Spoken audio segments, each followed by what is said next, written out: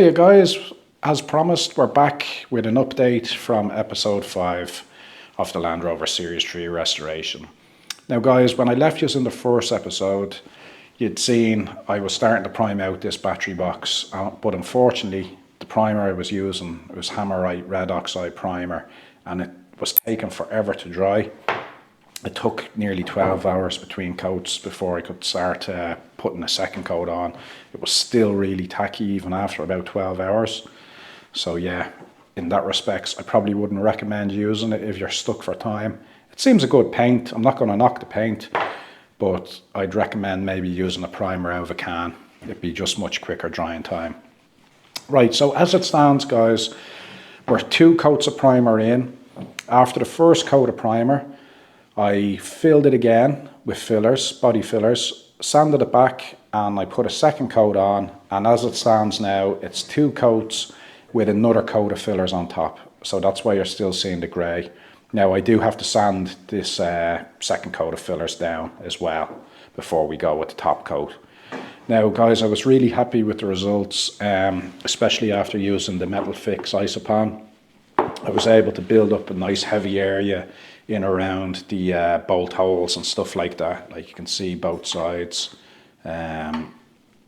turned out really well. I was able to re-drill them. Like those holes were basically nearly rusted all the way through from corrosion. They were nearly, this one was nearly gone completely. And I was able to build up a nice heavy area and re-drill it because that has aluminium filings in it. So it's nearly like a weld, or what do they call it? You know, like the putty that you mix up. Forget the name of it now, but it gives you like a metal kind of properties, and you're able to sand it back and drill it and stuff like that. So yeah, for the likes of this piece, I'd recommend using the Metal Fix Isopon. So guys, you can see what I'm talking about with the time that goes on into the prep work. The prep work is the most important. Like if you skip out on the prep, you're going to be left with crappy results. There's more time goes into prepping stuff for painting than the actual painting, and that's just the way it is. Every bit is going to be the same. So with regards to the air filter housing, I'm going to treat it in the same process. I won't be using this Hammerite red oxide primer. I'll just probably sand it back lightly. As I said, it's not too badly rusted. I'll hit it with maybe a zinc primer, and we'll go and we'll coat it up with what we're going to be using for this, which is the engine gloss black paint. And because it's in the engine bay, this paint is heat resistant, so I'm hoping it's going to give a nice strong kind of gloss finish on the parts. So yeah, I'll sand this back, I'll pause the video, and we'll come back ready for the first coat of the gloss. Now while I remember, guys, I forgot from the first video the rust removing solution that we made up. Now we're probably 36 hours into this now, so it's had nearly 36 hours to sit, but I had a sneaky look at them yesterday after about 24 hours. That metal plate, guys, that we put in, like, look at that. Stunning. Absolutely stunning. Really impressed with that. Really impressed with the results. And like for the cost, like you're talking pennies as opposed to pounds. Like a litre of that stuff,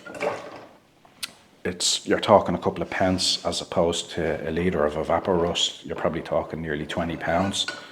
And for me, the results on that speak for themselves. Like I might try and get up a side-by-side comparison if I can do it.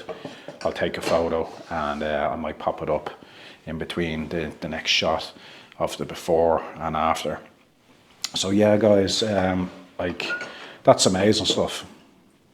Great mix. I can't claim fame to that myself, that it was Backyard Ballistics recipe. I gave the recipe in the other video. I'll just give it here again in case anyone has missed it. It's 100 grams citric acid, 61 grams of bicarbonate of soda, a litre of water, and then mix that all up and a splash of washing up liquid at the end. Now I'm talking just a couple of drops, and that's your rust remover. So really happy with that. That's great stuff. We'll be using this again throughout the build.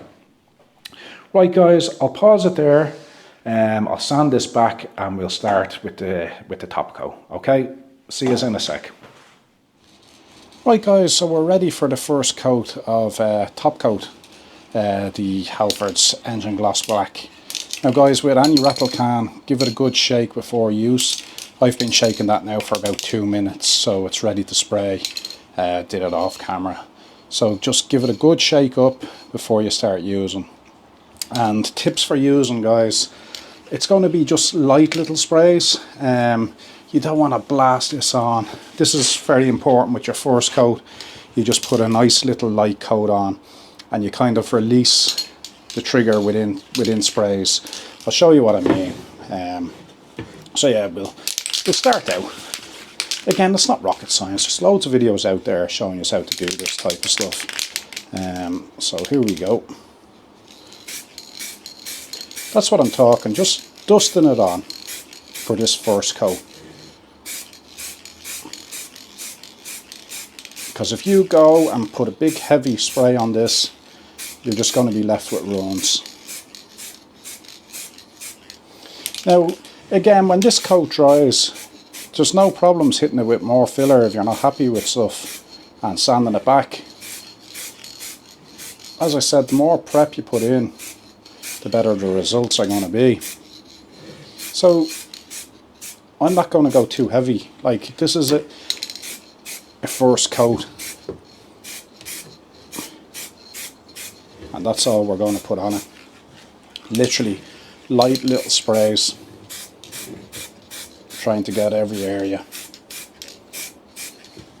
So as you can see, that first bit, it's going down handy enough. Light sprays.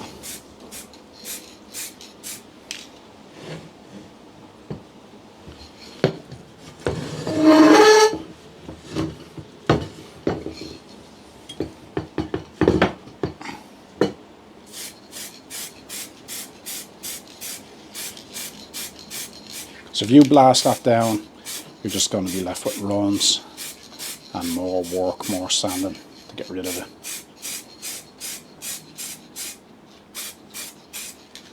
As I said, I probably will sand this coat back as well before we go with the next coat.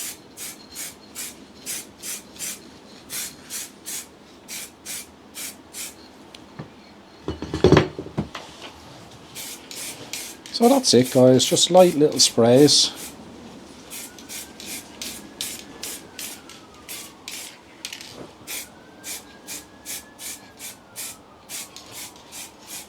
Basically this coat is just like a dusting coat, and again this will highlight any bad areas.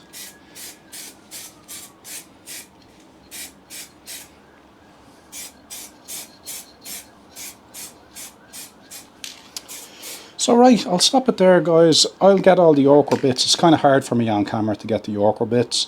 I'll let it dry and we'll come back for the next coat, okay? I'll see you in a sec. Right guys, so that's it, first coat on. Still wasn't happy with it. Filled it up a little bit more and I'm going to put the final coat on now. Now on the filler end I might just put another light coat on and then final coat it off. But that's what you're talking about, you know, every time you go over each layer of paint you'll see something else that sticks out. And there was just a couple of ripples and divots that I still wasn't happy with, so I gave it a really light coat of fillers and sanded it back with 800 grit sandpaper, and that should give a nice finish now for the top coat. So again, the top coat's the same guys, just little light bursts again.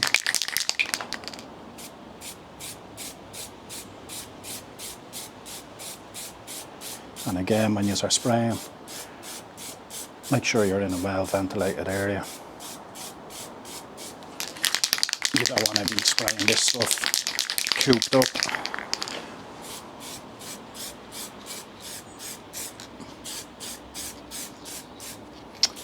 Yeah, I can see already that's looking much better. I knew by the first coat of gloss that I was putting on I wasn't really happy Um, but this is looking much better now.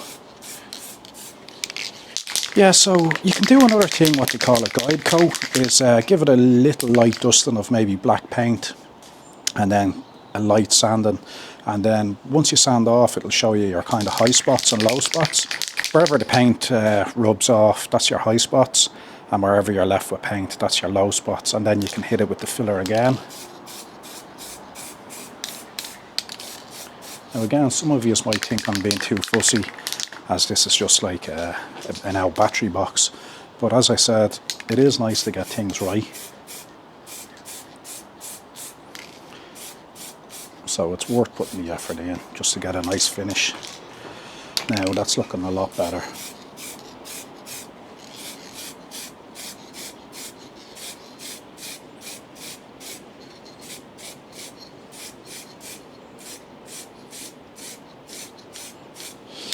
Right, I'll continue on with that, guys. I'll pause the video, I'll let it dry, I'll show you the final result, and I'll show you as well how I deal with this aluminium box for the steering box, how we go about cleaning it up. Right, I'll pause it there, I'll finish this out, we'll let it dry, and as I said, we'll come back to it, okay? Right guys, so the solid aluminium block of the steering box, I've basically washed that down in a bit of petrol. Like, I don't know whether if you've seen the video where I took this out, you could see how bad it was. It looked awful, to be honest. All I've done so far is washed it in a bit of petrol, got all the grease and grime out of it. I've hit it then with the wire brush, both hand and the cupped brush on the angle grinder. And already it's actually up to a nice finish. But to really finish it off, guys, what I wanted to show you was basically just a bit of polishing. And all it is a bit of metal polish, and we'll use the grinder and we can hand polish it as well. But we'll use the grinder on the flat surfaces. So a little bit of, this is Autosol. I've used this for years. I used to use it on the alloy wheels. To be honest, it's probably the best on the market. And it's not too expensive. It's dear enough. I think I paid about $6.50 for that tube, but I find that the best, especially for aluminium and alloy wheels. It does a great job. So you can either go at it by hand and basically just rub it in and buff it in, but we'll go at it with the polishing wheel on the grinder I showed you earlier on in part 5. So basically what you want to do is just rub it around first.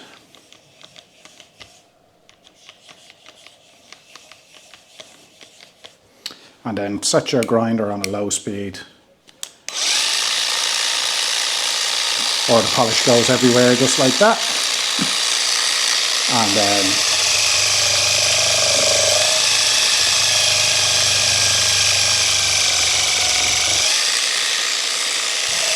just polishing it in then, that's all. You can see the tarnish coming up.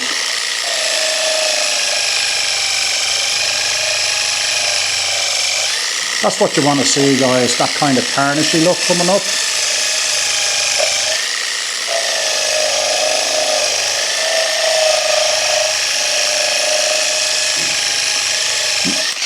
Yeah, so as I said, that tarnishy look is what you want to see. You know it's working if you see that. And like you can see the amount of dirt coming off there as well on the polishing wheel. But when you get to that point then, guys, I'm not going to show you me doing the whole lot. You just want to rub it down with a cloth. Give it another kind of a buff. Like, look at the difference. You can nearly see your face in that.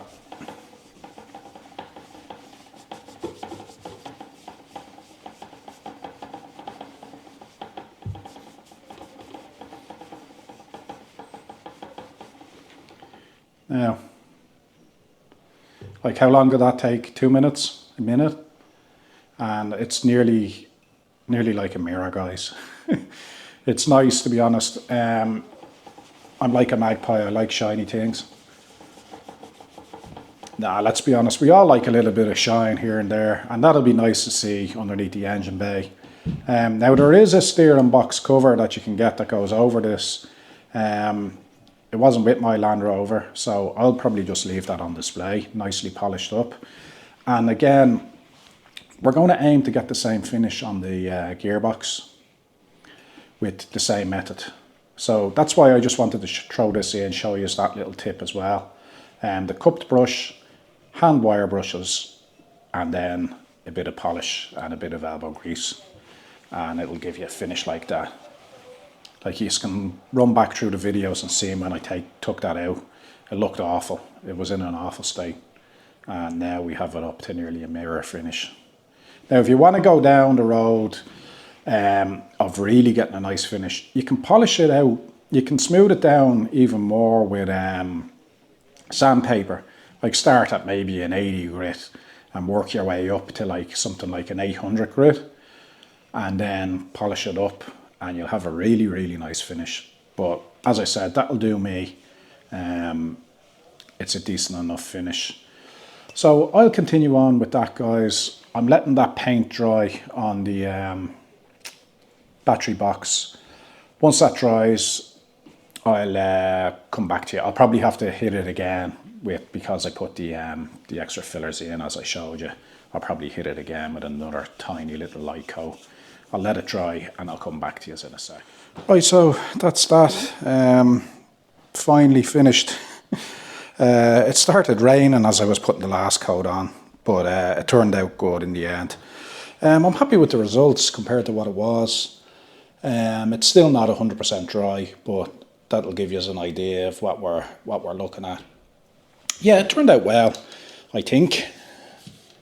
Happy enough, nice and shiny, looks good. I'll probably, once it dries up, might flatten it back with 1200 grit and polish it up, give it a bit of a buff, and that'll be that. Take any kind of smudges or little runs that might be in it, I won't really know until I see it 100% dry, but I am happy with the way it's looking now. There is a slight bend in it. I was trying to get it out of it earlier on. I got a good amount out, but I had it on the new chassis and it will bolt on nice. Yeah, so I suppose that's basically it for this video, guys. It was just the recap, the follow-up of what I promised I'd put out for you. Just with the way the week went, the weather was mental. I was called into work more than what I had expected to be. It was just a bit of a mad week weather-wise. Yeah, so I hope you've enjoyed that little bit extra, should we say. So as I said, like, with regards to the prep, it's probably the most important part. I'll follow the same process with what I did with these as I will with the air filter box, the axles as well. Like, there's no point me showing you stripping down everything and repainting it, because you've seen it now. You've seen the prep that goes into it. That's the hardest bit, is the prep. And as I said, if you can do the prep right, you'll get a good finish, a finished result. So that's all I kind of wanted to make this video for. And I'll probably crack on with the axles in the same manner as what I did this. But the next video I'm hoping to get out, hopefully for Friday again for you. But I'll probably go at completely stripping the engine down. I'm going to try and maybe get the axles off as well. I'll try and get that engine crane I was talking about and get the engine out, the chassis and the axles off, and try and get everything inside. I'm trying to get the workshop kind of organised. I need to clean out a bit of stuff, to be honest, and get room in there. That's why I've been working off the kitchen table and the sitting room. So I want to get the workshop cleaned out so I can get the axles in there and get stripping them down. So yeah, that's probably what's in store for the next video. Engine bits off and axles off, and then we'll see what we're doing with the chassis. We'll probably cut it up and try and get rid of it, get it out of the driveway. Yeah, so that's it, guys. Listen, I'll see you in the next video. I hope you are enjoying it, and if you have any suggestions or anything you want to see specifically, just let me know and I'll try and accommodate you, okay? And again, thanks to all the new subscribers, and I'll see you in the next video.